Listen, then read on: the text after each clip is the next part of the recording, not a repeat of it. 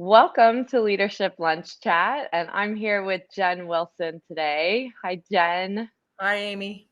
So, we look forward to being able to have this chat every week on current events that we see that's happening in the profession. And one of the things that both of us were part of this week was a panel all about private equity coming into the profession. And private equity coming into an industry like accounting, it's come into many different industries, so not just accounting, but this is starting to be a bigger and bigger thing that people are more aware of, that we're seeing more firms take advantage of. And so we wanted to talk about, some of our thoughts and takeaways that we've had from this conversation and other conversations, and also what we've seen inside of firms having this discussion, and also what we think you should do to prepare if this is a path that you choose to go down. So, Jen, did you want to get started? Sure, happily. Really what this isn't the first time that private equity has come into the profession. They tried to make some inroads or foray into the profession a couple of decades ago, maybe 15 years, something like that.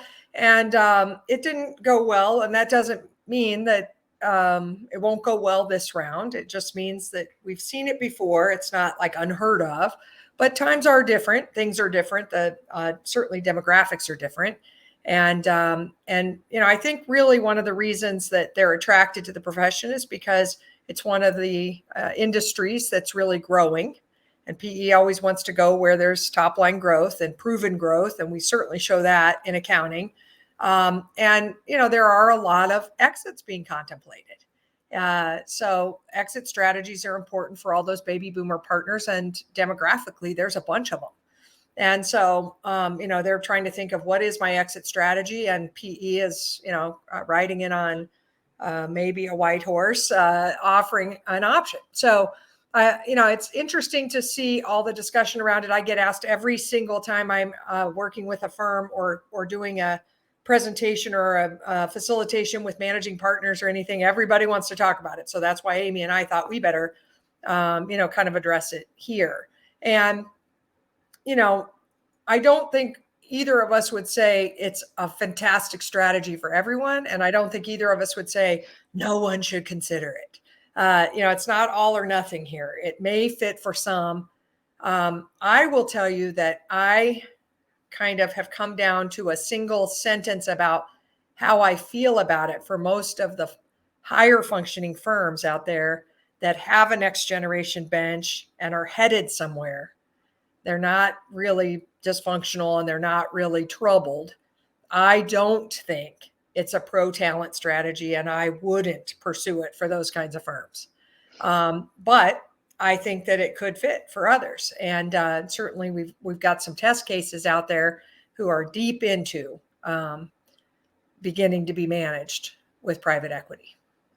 Yeah. And so I think, from a starting point, it's really important to think about how you are managing your business, and how you manage your business before. It's not how you'll manage it in the future. And I just want to say, if you go down the PE route, you will not be managing the business as you manage it today.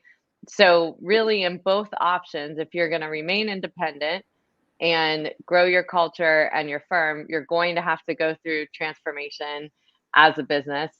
And if you decide to go the PE route when you're working for a PE company, that's going to change the operations of your business, and the way you go about business. Now, on one hand, it's a good thing to change how you operate your business, because that is a needed thing no matter what, PE or no PE, in order to make sure that the profession, the accounting firms, are a going concern into the future, right?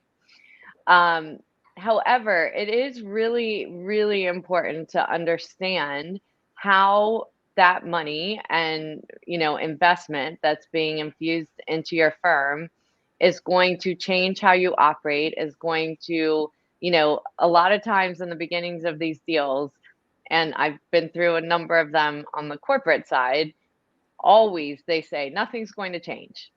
And usually when nothing's going to change, that's for the first 12 months. And so that first 12 months is really an observation period of understanding how the business is running, what the metrics is. But then it's also from an investor point of view, how do we get the return on investment that we expected by putting this money into the business? And that's when you're going to start seeing the changes in your business. And when you no longer hold the 100% investment of your business, you don't have control over what those changes are going to be anymore. And so before you get into these deals, it is important to look at the long term strategy, also understand the portfolio that that PE company has of where they're actually seeing you fit in and why they're interested in your business, because they may be interested to break it apart to be parts of other things that they have in their portfolio to make it a more value. Doesn't mean that that's a bad thing, but it's something you should know and not think that when you take this money in, that for sure your younger staff, your bench, your younger partners are definitely going to benefit from it. You don't know, and that's why this research due diligence period is so important before you start entering into these deals. Big time. And our good friend Alan Colton moderated or was the guest speaker on this panel that we were on yesterday, and he certainly is our profession's sort of foremost expert right now on kind of at ground zero on a lot of these PE deals. And Alan, was quick to say, hey, the first thing you have to do is make sure you have a cultural or values match, or like you like the people at the PE firm, that you could stand to like hang out with them and make hard business decisions with them. It's essentially admitting some new partners. That's what it is. And so you have to feel like there's a cultural match, a values match. Can I relate to these people? Do we have a lot of miscommunications? Because that's not, if you have those in dating, it's not going to get better when you're married. And so like really qualifying the people. And as you said, Amy, that portfolio, their purpose, what is their purpose for this? What sort of ROI are they trying to get? I would say that it's usually something like a 20% return. Or more. Or more. And so, that's going to come out of whatever profits you guys produce together. It's part of the cost of having the PE guys in. And I don't think a lot of firms think about that. But, we need to understand what their expected return is. And then, there are some advantages, certainly. I'm get encouraged by the idea of this cash infusion possibly being used for transformational initiatives to really change the business, like really bulk load a bunch of operational administrative resources into the workflow, bulk load, technology enhancements and automation to try to make, our work smarter and more efficient. Bulk load personnel to come in and do resource management, to come in and do client relationship management, to hire talent advisors into our departments, that sort of thing. If that's what we're going to do with the cash, those things could possibly make you run a better and smarter business. I'm concerned, though, that what they want to do with the cash is acquire. So from what I know of PE, and Amy and I both worked in technology, and we both worked at technology companies who had different ownership changes and things happen along the way. So I have personally been managed. I was VP of sales. And so I was responsible for the revenue number. I've been personally managed by both VC and PE and public company, investor reps, where they come in and try to manage what you're doing and how much you're selling and push for their numbers. And you have to be so careful that they're not going to kind of drive top line revenue growth when we don't have the resources to serve those clients or those engagements, that they're not going to try to drive a lot of M&A activity, which is really what a lot of the PE guys are excited to use the money for. Let's grow geographically. Let's grow this footprint. Let's add some more firms and people. And we have a saying at Convergence that most of the firms that need to sell are moving a problem. They wouldn't need to sell if they had this vibrant bench and they had this fantastic, confident future leadership group that could take the firm forward. In my opinion, they're moving because they either can't come to an agreeable buy-sell departure agreement for the senior shareholders, or they don't have a bench to run this thing going forward. That's what I think is driving a lot of those sales. And so that worries me for, like, if I were a CPA firm and I got PE money And all of a sudden I was getting managed with a pipeline of mergers that they wanted me to do. And I was getting pressed to do those. You've got to integrate these mergers. They have to be a cultural fit. You want the talent and the services and the clients to mesh. When you do too many of them in a short period, it can get really chaotic for everybody involved.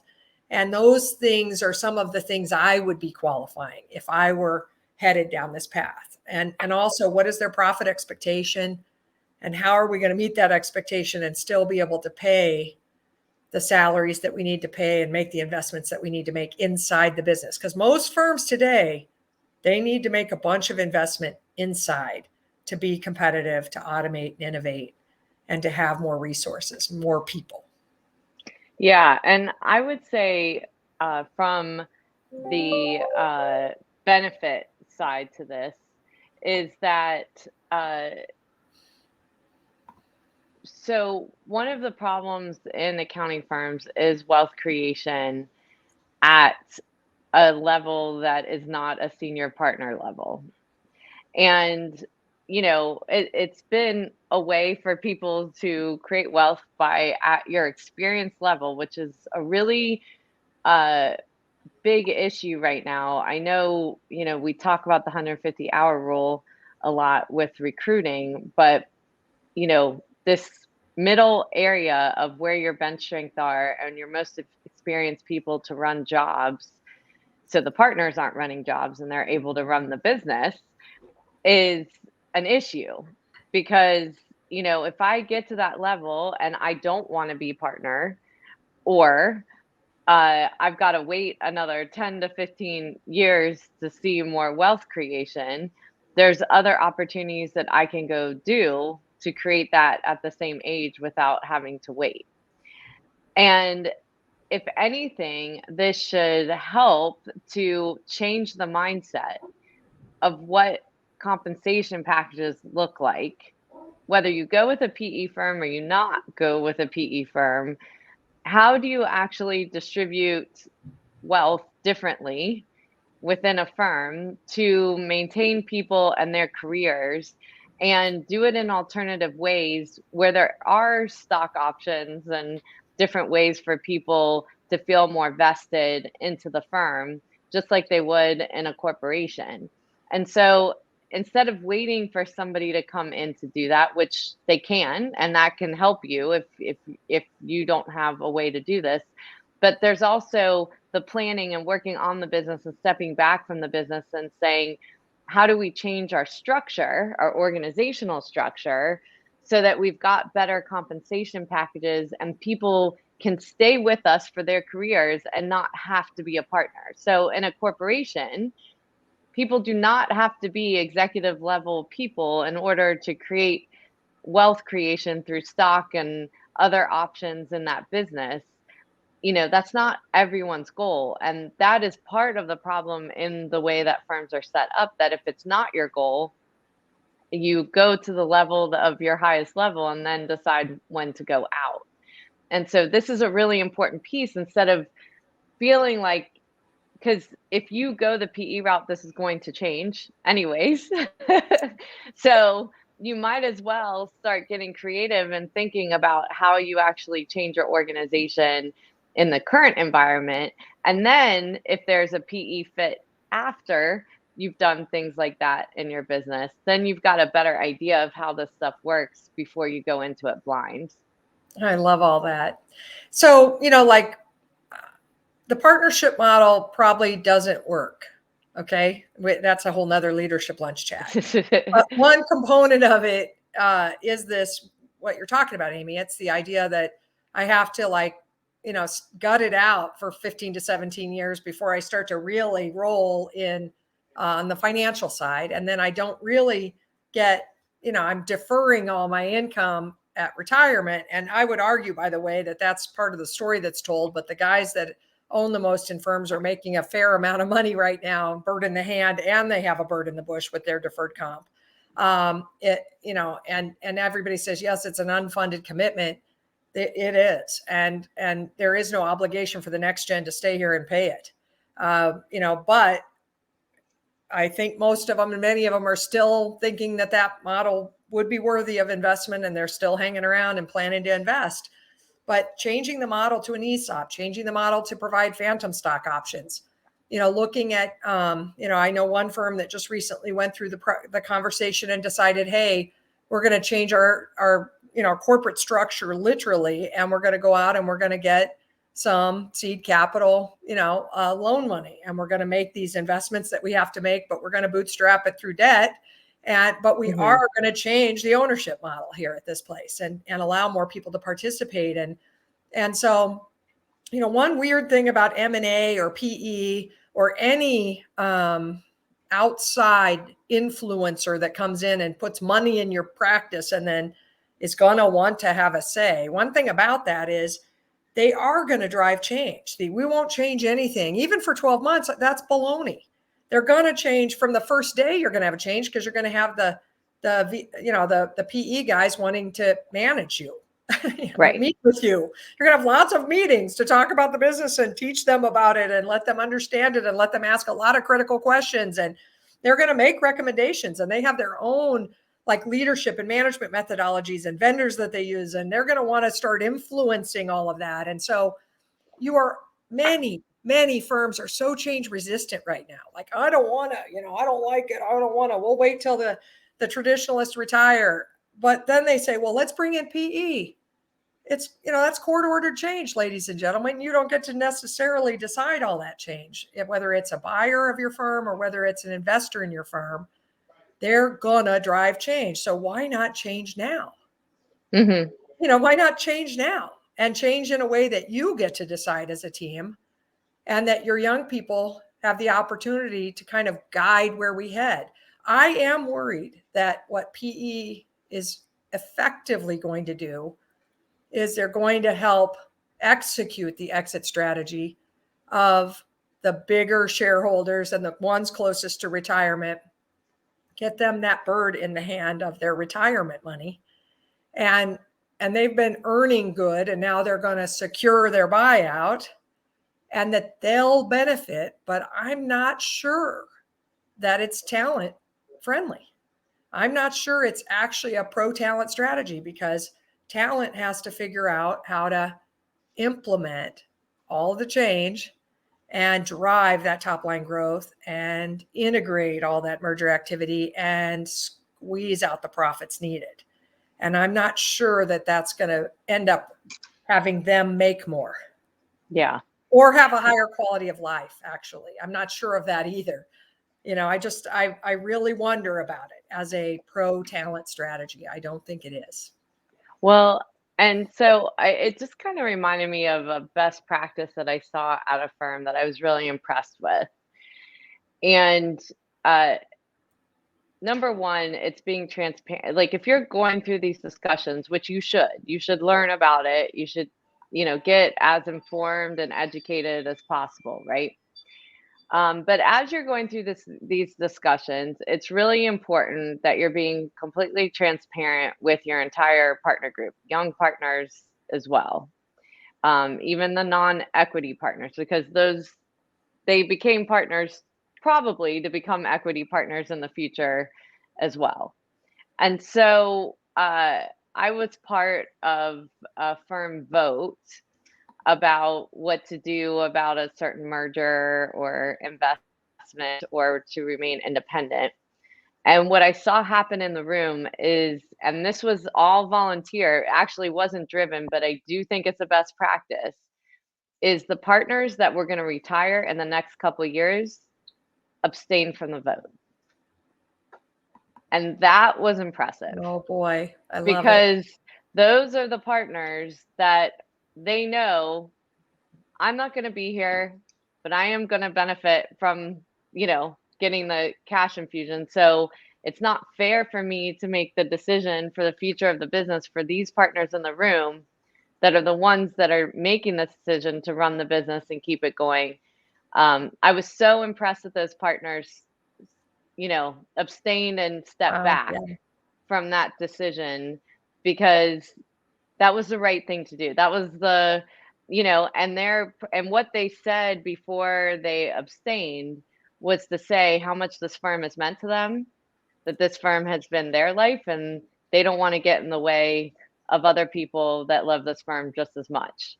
And so whatever they thought was the right thing to do was better for them to vote. And so it's just something to think about. It's a hard thing to put in place, but it's truly, I stepped back from that and said that was the best thing I've ever seen. I love it. I love it. And we sometimes facilitate retreats that way when we can't, get agreement from the leadership team or the partnership shareholder group, and we feel like we need to like make a hard decision. We sometimes say everybody who's out in the next 5 years or less, you sit onto the left, and those that sit, everybody to the right, or you're going to be here after the 5 year window. And then what do you all want to do? And have these people sit silent. I think that's a great idea for these kinds of decisions. And I know, the people over here that are going to leave in the next 5 years, they have all kinds of concerns about, I want to make sure the firm sustains. And if we don't do this, I want to make sure that my buyout is secure, and, all of those things. But I always say to them, if you don't let the next generation lead the firm in the way that they feel like they need to, they may not be here to do your buyout anyway. Like you think, and that leads me to just sort of say, I think our entire nation and maybe the entire globe has to really stop and look hard at our father knows best or mother knows best way of operating, and recognize that we don't know best. This is the wild, wild west, ladies and gentlemen. We have our past-based stories of what we've seen work and not work in the past, but we have to let the next generation sort of say, this is what we feel inspired to do. This is what we want to do. This is what we hope and dream for. And as senior leaders, we need to enable that and empower it and support it, not say, this is what I want and this is what's best for me, and I know what's best for this firm, and like muscle stuff through it, just or block it with that. Drop anchor and block change with those kinds of ways of being, which is super selfish and very short term. And what we want is long-term sustainability, not just for these firms, but long-term sustainability for these souls, for the people. I want long-term sustainability for these souls, these bright minds, all these wonderful next-gen leaders we meet all the time. We want them to sustain in this profession. And they won't if they feel like all the decisions are being made by mom and dad, and they all benefit mom and dad, and they're just along for the ride, like in the back seat of the car. And then, that they're just, I think most of them are done with that. And they'll leave our entire profession so they can go out and drive, what they believe is the right strategy for whatever they're doing. And so I just think that's a really good point, Amy. Super good. And I just, in closing, and to what you said, that friction and discussion between different generations is a good thing. And to not be afraid of that in the room, because you're going to come out with a better decision, and making sure that, all perspectives are being taken into consideration, and what you need to build into a deal if you do go forward, and the people that are the future generation want to be part of a firm that's like that.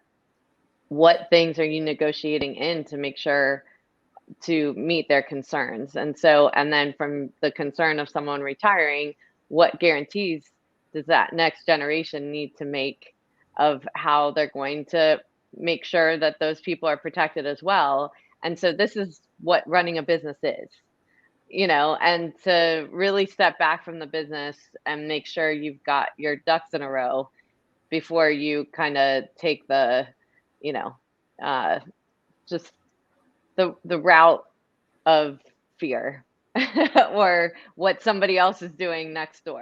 Right. So that's part of it too. I've been saying that a lot. Just because all the kids at school, smoke during breaks doesn't mean you should too, so like, that's like, because everybody's merging or everybody's talking, seems to be plenty of people not making that decision, and we're with them every day. Well, thank you so much. So this topic we could probably keep going on, but So we're gonna end it there, but thank you so much for talking with me again, Jen, and all of you that listen to us each week that we're on. And if you have any questions or comments, feel free to let us know on LinkedIn, Facebook, or Twitter. Talk to you soon.